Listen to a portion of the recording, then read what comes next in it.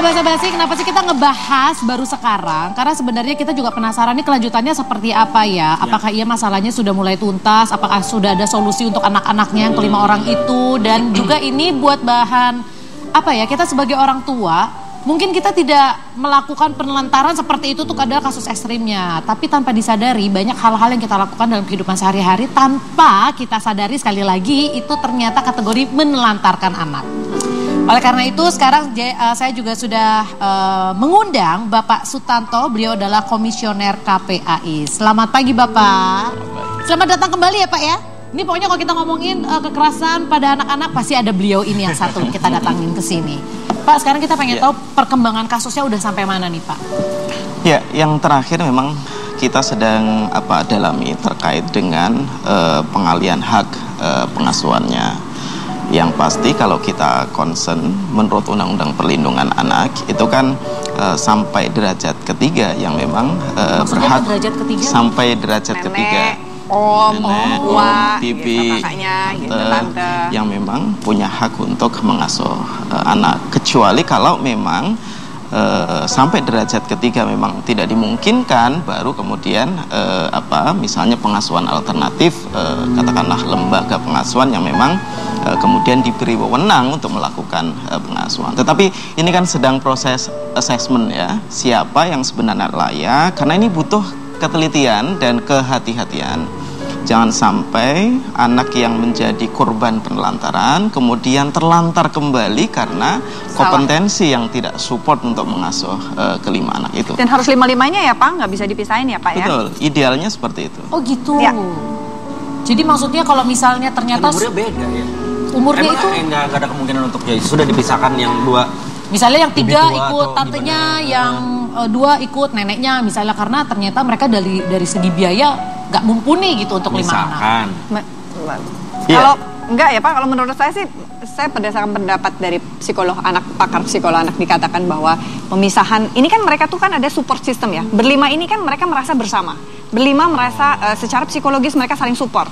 Keberadaan mereka tuh saling menyamankan walaupun mereka memiliki masalah dengan orang tuanya. Ketika mereka dipisahkan, ini keterpisahan ini juga menjadi beban psikologis lagi kayak buat mereka. Ada satu beban baru buat mereka. Jadi sejauh mana sih ada institusi ataupun ada orang tua asuh yang nanti akan ditunjuk oleh pengadilan misalnya siap untuk menerima mereka berlima ini.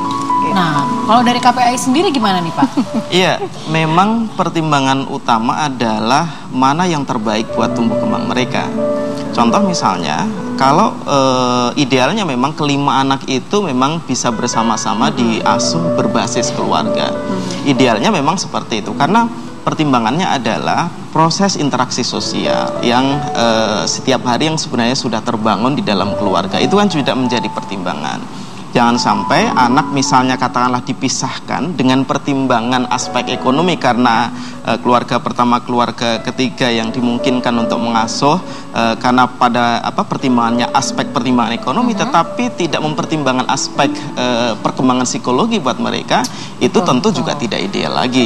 Gitu. Benar. Jadi memang banyak hal yang harus dipikirkan, banyak hal yang harus dipertimbangkan untuk memastikan bahwa ini anak tersebut bisa tumbuh kembang dengan baik. Yang lebih penting mungkin gini, kebiasaan pemerintah non sewu selalu berpikir tentang masalah tindakan kuratif atau rehabilitatifnya.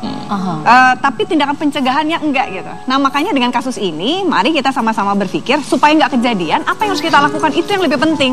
Karena kalau udah nanti tindakan ngurusinnya, merawatnya, memastikan dan memutuskan itu lebih susah gitu. Setuju. Mendingan kita mempersiapkan diri untuk jadi nggak kejadian gitu. Nggak ada sekolahnya memang jadi orang tua. Dan masalahnya gimana caranya kita bisa mengoreksi setiap rumah tangga yang punya anak bahwa orang tuanya ini sudah memperlakukan secara baik dan benar. Nah, satu pertanyaan. Mungkin karena hukumannya kali nggak berat buat orang-orang tua yang menelantarkan anak. Ya. Jadi, berat juga siapa ya? 5 tahun penjara ya Pak ya? Cuma 5 tahun. Jadi bukan, enggak malah cuma 5 tahun. Kan gini, buat yang menjalani 5 tahun lama juga ya. Memang 5 tahun berat untuk menjalani, tapi kan anak-anak yang mendapatkan efek itu kan jauh lebih dari 5 tahun. Betul. Artinya kalau hukumannya cuma mungkin ya 5 tahun atau memang bagi beberapa orang ya sudah kita jalani, efek jerahnya tidak membuat orang tua makin ya sudahlah, ditambah lagi itu masalah pribadi, tambah lagi hukumannya mungkin nggak Tidak maksimal. Nggak maksimal. Oke Bapak, nanti kita bakal bahas lagi nih Pak ya. Apakah iya hukumannya harus berat? Mungkin kalau 5 tahun nggak cukup, 50 tahun mungkin ya Pak ya. Anaknya udah tua dong. Nah, sebenarnya gimana sih supaya hal ini tidak terjadi? Nanti kita akan bahas, pemirsa jangan kemana-mana, tetap di Basa-Basi, bahas anak bahas ini.